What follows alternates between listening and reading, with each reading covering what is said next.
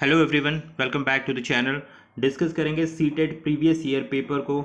आज इस सेशन में हम लोग डिस्कस करेंगे सीटेट के दिसंबर 2019 में जो पेपर हुआ है आपका, उसको आज हम इस सेशन में डिस्कस करने वाले हैं। पेपर 2 के लिए ये सेशन रहेगा, जिसमें आज हम लोग साइंस का सेक्शन को डील करेंगे। विज्ञान का जो सेक्शन होता है, आज उनके क्वेश्चंस को जो प्रीवियस ईयर के दिसंबर 2019 के हैं सॉल्व क्वेश्चन, उनको डील करेंगे। और ये हमारी प्रीवियस ईयर की सीरीज़ यहाँ से स्टार्ट होती है और ये सेट नंबर 1 है प्रीवियस ईयर की सीरीज़ का। आप लोगों की डिमांड के अकॉर्डिंग तो फॉलो कीजिए टेलीग्राम चैनल पर, वहाँ पर आपको सभी क्वेश्चंस मिलेंगे, सारे नोट्स मिलेंगे। और सब्सक्राइब कीजिए शिक्षा फॉर नौकरी को, बेल आइकन को प्रेस करना बिल्कुल भी ना भूलें। स्टार्ट करते हैं अपने सेशन के क्वेश्चन नंबर 1 से। दोबारा रिपीट कर रहा हूँ, प्रीवियस ईयर का दिसंबर 2019 का साइंस का सेक्शन आज हम लोग डील कर रहे हैं। इसके बाद हम पैडागॉजी भी देखेंगे, सारी कवर करते चलेंगे। पेपर 2 के लिए साइंस हो चाहे मैथ्स हो, सभी को कवर करेंगे एग्जाम से पहले। In which of the following processes bacteria is not use? निम्नलिखित में से किस प्रक्रिया में बैक्टीरिया का उपयोग नहीं किया जाता है? Options are formation of curd, B baking of bread, C fermentation of sugar juice, या डी नाइट्रोजन फिक्सेशन। बताएं भाई, क्या करेक्ट आंसर होगा? 2019 यानी कि जो बिल्कुल प्रीवियस आपका सीटेट का पेपर हुआ है दिसंबर में, उसमें ये क्वेश्चन साइंस का पूछा गया है। बताना है आपको किस प्रक्रिया में बैक्टीरिया का उपयोग नहीं किया जाता है। तो देखिए, राइट आंसर है हमारे पास option number 1, baking of bread. यानी कि जो ब्रेड बनाया जाता है उस प्रोसेस में हम बैक्टीरिया का इस्तेमाल नहीं करते हैं। उस प्रोसेस में हम किस चीज़ का इस्तेमाल करते हैं भाई? ईस्ट का इस्तेमाल करते हैं। ईस्ट का फर्म ब्रेड बनाने के लिए हमें ईस्ट का यूज़ करना पड़ता है, क्योंकि ब्रेड एंड केक ये क्या करता है? ईस्ट CO2 प्रोड्यूस करता है, ठीक है।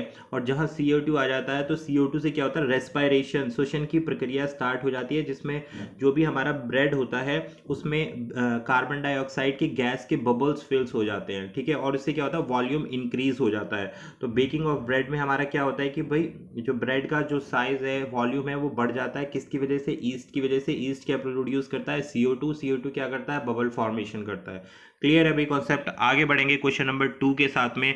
विच of the following is different from the rest? निम्नलिखित में से कौन सा बाकी से अलग है? Option number A deforestation, option number B desertification, option number C erosion, या ऑप्शन नंबर डी कंजर्वेशन। बताएं भाई, कौन सा इनमें से अलग है? डिफॉरेस्टेशन का मतलब होता है वनों की कटाई, डेजर्टिफिकेशन मरुस्थलीकरण, इरोजन का मतलब कटाव यानी कि जो मिट्टी का कटाव होता है, कंजर्वेशन का मतलब संरक्षण। बताइए कैस कौन सा अलग है? तो देखिए, राइट आंसर है हमारे पास ऑप्शन नंबर डी। कंजर्वेशन जो है क्या कर रहा है? संरक्षण कर रहा है, किसी चीज को प्रोटेक्ट कर रहा है। बाकी सारे ऑप्शन क्या बोल रहे हैं? वनों की कटाई यानी कि कमी हो रही है पेड़ों की, मरुस्थली डिसर्टिफिकेशन मरुस्थलीकरण, इसमें भी यही हो रहा है। इरोजन मतलब सोइल का कटाव, इसमें भी यही प्रोसेस हो रहा है। तो तीनों प्रोसेस जो हैं एक साथ रिलेट करते हैं। और कंजर्वेशन क्या होता है? सेव करने के लिए, किसी भी चीज़ को बचाने के लिए, ठीक है। डिफोरेस्टेशन कटिंग के लिए यूज होता है। डिजर्टिफिकेशन में क्या होता है? प्रोडक्टिविटी जो होती है ना, उपजाऊ जो भूमि होती है, प्रोडक्टिविटी जिसको हम बोलते हैं, वो खत्म हो जाती है किसी भी लैंड की, किसी भी भूमि की। इरोजन का मतलब होता है ऊपरी जो लेयर होती है मिट्टी की, किसी भी भूमि की, वो इरोड अवे हो जाती है, यानी कि वाटर से हो सकती है, विंड से हो सकती है, या आइस से हो सकती है। और जो कंजर्वेशन होता है वो प्रिवेंट करता है, प्रोटेक्ट करता है किसी भी चीज़ को, चाहे वो पेड़ हो चाहे वो इरोजन हो। तो इसलिए ये बिल्कुल डिफरेंट है। Option number D is the right answer. I hope clear हो गया होगा। आगे बढ़ते हैं नेक्स्ट क्वेश्चन के लिए। क्वेश्चन नंबर 3 है, विच of the following statement is not correct? निम्नलिखित में से कौन सा कथन सत्य नहीं है, ये आपको बताना है। स्टेटमेंट हम रीड करते हैं। ऑप्शन ए बोलता है digestion is a chemical process, पाचन एक रासायनिक प्रक्रिया है, परिवर्तन है। B photosynthesis is a chemical change, प्रकाश संश्लेषण एक रासायनिक परिवर्तन है। Respiration is a chemical change, श्वसन एक रासायनिक परिवर्तन है। Crystallization is a chemical change, क्रिस्टलीकरण एक रासायनिक परिवर्तन है। आपको ये बताना है कि कौन सा स्टेटमेंट इसमें से गलत है, ये आपको पहचानना है। प्रीवियस ईयर का क्वेश्चन है, वही डिस्कस कर रहे हैं हम लोग दिसंबर का। देखिए भाई, यहाँ से बहुत ही हेल्प मिलेगी आपको। वीडियो को एंड तक ज़रूर देखिएगा, क्योंकि जितने भी आगे क्वेश्चंस हैं वो बहुत इंपॉर्टेंट है। यहाँ से आप लेवल डिफाइन कर सकते हैं अपनी प्रिपरेशन का, कि आपको किस तरीके की प्रिपरेशन आगे लेके चलनी है। तो इस सीरीज़ को, प्रीवियस ईयर सीरीज़ को बिल्कुल भी मिस ना कीजिएगा आप लोग। बताएं भाई, क्वेश्चन नंबर 3 के लिए क्या करेक्ट आंसर होगा? तो देखिए, राइट आंसर है option number D, crystallization is a chemical change, जी नहीं, ये बिल्कुल गलत है, क्योंकि क्रिस्टलाइजेशन कैसा परिवर्तन है, ये है फिजिकल यानी कि भौतिक परिवर्तन है। क्रिस्टलाइजेशन केमिकल चेंज, रासायनिक चेंज नहीं है, ये भौतिक परिवर्तन है। और ये क्या करता है भाई, सेपरेट करने का काम करता है क्रिस्टल्स को किसी भी सॉल्यूशन में, किसी भी सॉल्यूशन यानी किसी भी विलयन में से क्रिस्टल्स को अलग करने की जो प्रक्रिया होती है वो क्रिस्टलाइजेशन कहलाता है, ठीक है। और जो दूसरे इसका काम होता है वो ये होता है कि भाई जो सॉल्ट होता है सी वाटर से यानी कि समुद्र जल से सॉल्ट को यानी कि जो नमक होता है उसको सेपरेट करने की जो प्रोसेस होती है वो भी क्या कहलाती है, क्रिस्टलाइजेशन ही कहलाती है। तो ऑप्शन नंबर डी। और ये कैसा है, ये भौतिक परिवर्तन होता है, रासायनिक परिवर्तन नहीं होता, इसलिए स्टेटमेंट गलत है। क्लियर हुआ भाई। आगे बढ़ते हैं क्वेश्चन नंबर 4 के साथ में। Which of the following represent an ascending order as per the size of particle, निम्नलिखित में से कौन सा कणों के आकार के अनुसार एक आरोही क्रम में प्रतिनिधित्व करता है, ये आपको बताना है, असेंडिंग ऑर्डर्स में बताना है साइज ऑफ पार्टिकल्स को। Option number A rock, clay, sand, gravel, silt. B बोलता है clay, silt, sand, gravel, rock. C बोलता है silt, clay, sand, gravel, rock. D बोलता है rock, gravel, sand, silt, clay. बताइए भी क्या करेक्ट आंसर होगा। असेंडिंग ऑर्डर में बताना है। असेंडिंग ऑर्डर का मतलब है पहले सबसे बड़ा पार्टिकल का साइज, फिर उससे छोटा, नहीं पहले सबसे छोटा, सॉरी पहले सबसे छोटा, फिर बड़ा, फिर और बड़ा, फिर और बड़ा, इस तरह से बढ़ते हुए क्रम में, आरोही क्रम में आपको बताना है पार्टिकल के अकॉर्डिंग। तो राइट आंसर आपको बताना है ये है ऑप्शन नंबर बी। तो देखिए सबसे बड़ा जो साइज होता है पार्टिकल का कणों के अनुसार हमें बताना है तो वो होता है क्ले का यानी कि जो मिट्टी होती है, उसके बाद सिल्ट आता है, फिर सैंड आता है, फिर ग्रेवल आता है यानी कि जो बजरी होती है, और उसके बाद आता है रॉक, सबसे बड़ी होती है, आप सभी को पता है। तो ये इनका असेंडिंग ऑर्डर है। आई होप क्लियर हो गया होगा आपको। आगे बढ़ते हैं भाई क्वेश्चन नंबर 5 के साथ। The function of gills in the fish is to, मछली में गलफड़ों का कार्य क्या होता है, take in oxygen from air, B absorb nutrients present in the water, absorb oxygen from the water, D excrete waste into water.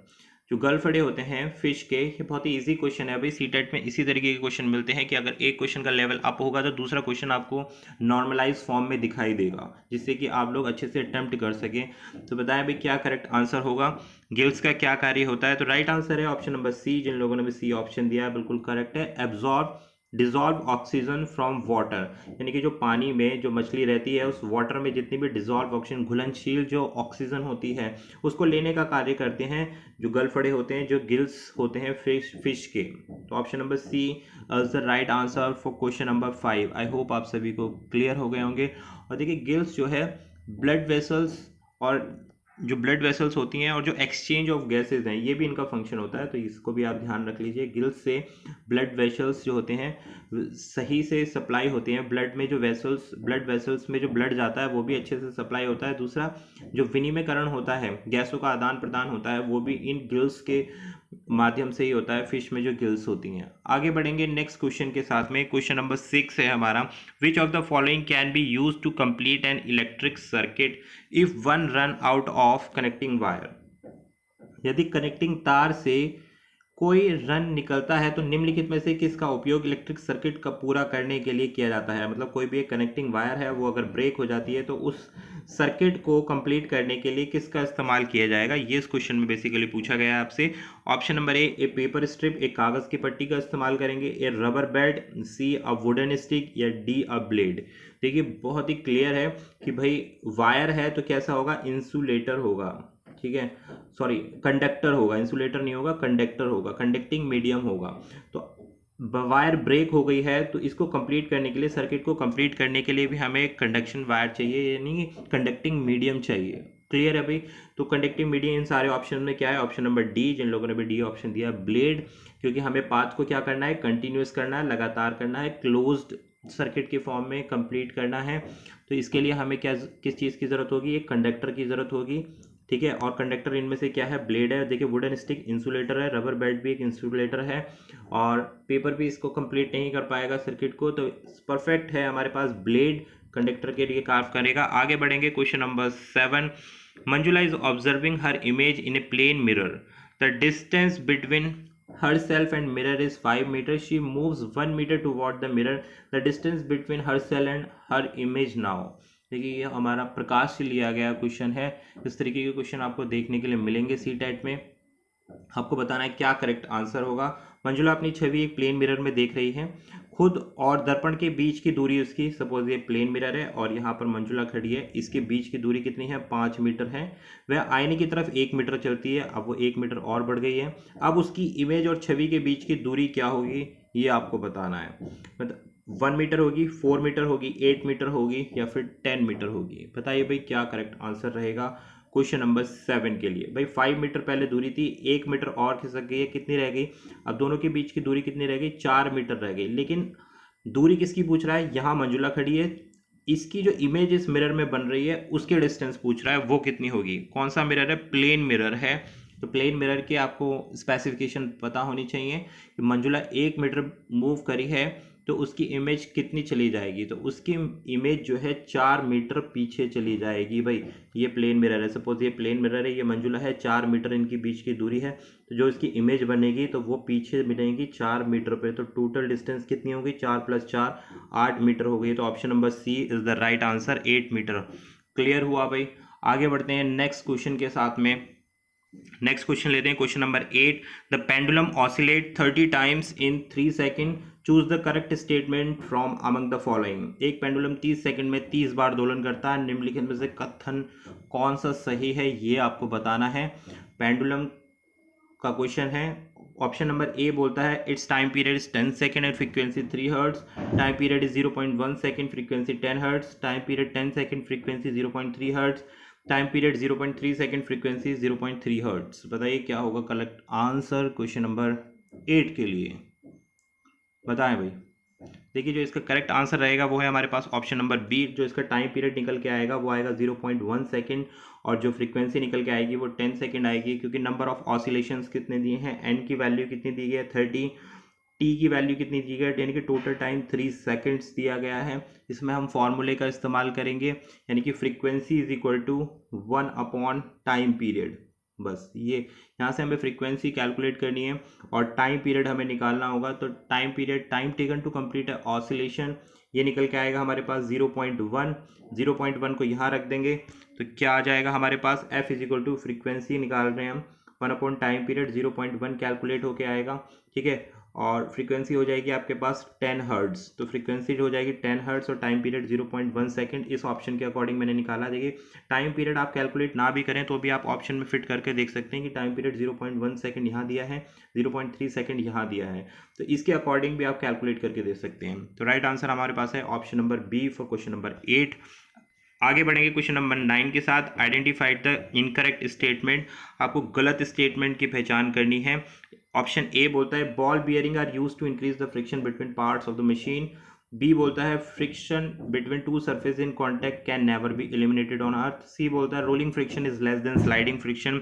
D बोलता है frictional force on an object moving through a fluid depends upon the shape. Correct answer बताएं भाई, क्या इसमें incorrect statement होगा, कौन सा statement गलत बोल रहा है, ये आपको डिस्कस करना है। तो देखिए जो राइट आंसर है, जिन लोगों ने भी ऑप्शन ए दिया है वो बिल्कुल सही है। जो बॉल बियरिंग होती है to increase the friction between two pots, ये गलत है भाई। देखिए जो बॉल बियरिंग का इस्तेमाल किया जाता है वो फ्रिक्शन बढ़ाने के लिए नहीं, फ्रिक्शन कम करने के लिए, रिड्यूस करने के लिए किया जाता है। यहाँ बोला गया है कि फ्रिक्शन बढ़ाने के लिए, इसलिए स्टेटमेंट गलत हो गया और यही हमें पहचानना था, इनकरेक्ट स्टेटमेंट, ठीक है। तो ऑप्शन नंबर ए जो है राइट आंसर है क्वेश्चन नंबर 9 के साथ। आई होप आपको क्लियर हो गया होगा। आगे बढ़ेंगे क्वेश्चन नंबर 10 के साथ। बहुत ही इंटरेस्टिंग क्वेश्चन है भाई। विच of the following statement is or are correct, ये आपको बताना है इनमें से कौन सा स्टेटमेंट जो है करेक्ट है, इसके बारे में हमें डिस्कस करना है। ऑप्शन नंबर ए बोलता है iron can replace zinc from the sulphate solution. B बोलता है zinc can replace copper from the copper sulphate solution. Copper can replace iron from the iron sulphate solution. तो आपको statement बताना है कौन सा करेक्ट है, पहला सही है, दूसरा सही है, ए और बी दोनों सही है, या बी और सी सही है। आंसर करें भाई कौन सा क्वेश्चन सही रहेगा। क्वेश्चन नंबर 8 के लिए ऑप्शन सही बताएं क्या होगा। तो देखिए जिन लोगों ने भी ऑप्शन नंबर बी दिया है वो बिल्कुल करेक्ट है। बी क्या बोलता है, zinc can replace copper from copper sulphate solution. कैसे भाई, एक रिएक्शन होती है Zn plus copper sulphate CuSO4, तो ये क्या रिप्लेस कर देगा भाई, ये बना देगा ZnSO4 प्लस Cu को अलग कर देगा, कॉपर को अलग कर देगा, ठीक है। तो metal can displace another metal, Zn भी एक मेटल है, कॉपर भी एक मेटल है, तो एक मेटल दूसरे मेटल को क्या कर सकता है, विस्थापित कर सकता है किसी भी एक्वस सॉल्यूशन में। तो zinc has higher reactivity than copper, zinc की जो रिएक्टिविटी है वो क्या है, हायर है, ठीक है। कॉपर से जो इसकी रिएक्टिविटी होती है वो हायर है, इसलिए ये कॉपर को कॉपर सल्फेट के विलयन से जो है रिप्लेस कर सकता है। तो option number B is the right answer for question number 10। Question number 11 को डिस्कस करेंगे। Identified the correct statement from the among following. Option number A है, a clinical thermometer can be use to measure the temperature of boiling liquids. B बोलता है room thermometers have a range of 30 degrees to 100 degrees. C बोलेगा laboratory thermometers have a range of 35 to 42 degrees. The range of laboratory thermometer is greater than of clinical thermometer. आपको सही statement बताना है thermometer के बारे में, कौन सा स्टेटमेंट हमारा सही है, इसको हमें डिस्कस करना है। तो देखिए राइट आंसर है जो क्वेश्चन नंबर 11 के लिए वो है हमारे पास option number D, the range of laboratory thermometer is greater than of clinical thermometer. भाई ऑब्वियसली जो प्रयोगशाला में जो थर्मामीटर है उनकी रेंज ज़्यादा होती है, वो ज़्यादा टेम्परेचर को मेज़र कर सकते हैं एज़ कम्पेयर टू जो क्लिनिकल थर्मामीटर क्या होता है 35 से 42 डिग्री सेंटीग्रेड तक ही मेज़र कर सकते हैं क्लिनिकल थर्मामीटर, ठीक है।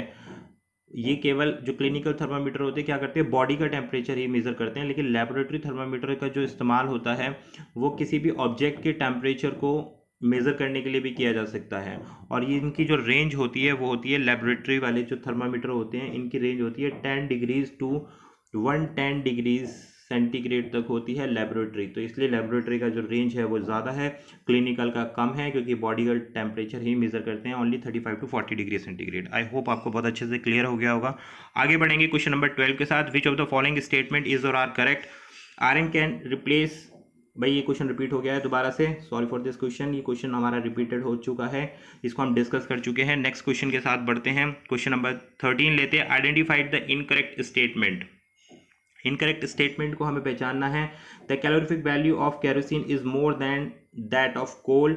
बी बोलता है the calorific value of coal is more than that of wood. C बोलता है the calorific value of biogas is more than of LPG. D बोलता है the calorific value of CNG is more than of diesel. आपको बताना है क्या correct answer रहेगा question number 13 के लिए। किसकी कैलोरीफिक वैल्यू ज़्यादा होती है, बस आपको ये बताना है। बायोगैस की होती है, एलपीजी की होती है, वुड की होती है, डीजल की होती है, सीएनजी की होती है। तो राइट आंसर है हमारे पास, जिन लोगों ने भी ऑप्शन सी दिया है, तो calorific value of biogas is more than of LPG is the right answer. ठीक है भाई, क्लियर हुआ आपको कि जो बायोगैस होती है, द अमाउंट ऑफ हीट जो प्रोड्यूस होता है कंबशन में, सब 1 kilogram fuel is called a calorific value. ठीक है भाई, और कैलोरीफिक वैल्यू ऑफ एलपीजी जो होती है वो होती है 55,000। ठीक, क्लियर हो गया, 55,000। और जो बायोगैस की कैलोरीफिक वैल्यू होती है उसकी रेंज जाती है 35,000 से, यानी कि 4,000, यानी कि 4,000 से 55 जाती है। ठीक है, क्लियर हो गया भाई। आगे बढ़ते हैं भाई नेक्स्ट क्वेश्चन के साथ। आई होप आपको क्लियर हो गया होगा। The calorific value of biogas is more then, मैं थोड़ा सा उल्टा बोल दिया है, क्या है भाई, एलपीजी का है वो 3500 से लेकर कितना जा रहा है 4,000 तक, और जो हमारे पास बायोगैस है उसकी 55,000 जा रही है। क्लियर है भाई। आगे बढ़ेंगे नेक्स्ट क्वेश्चन के साथ में, क्वेश्चन नंबर 14 के। Identified the incorrect statement among the following. गलत स्टेटमेंट आपको पहचानना है। तो स्टेटमेंट नंबर 1 है, the motion of the earth around its axis is periodic motion, the motion of light is rectilinear motion, the motion of the plucked string of a sitar is oscillatory motion, all periodic motions are circular motion. बताएं भाई क्या correct answer होगा।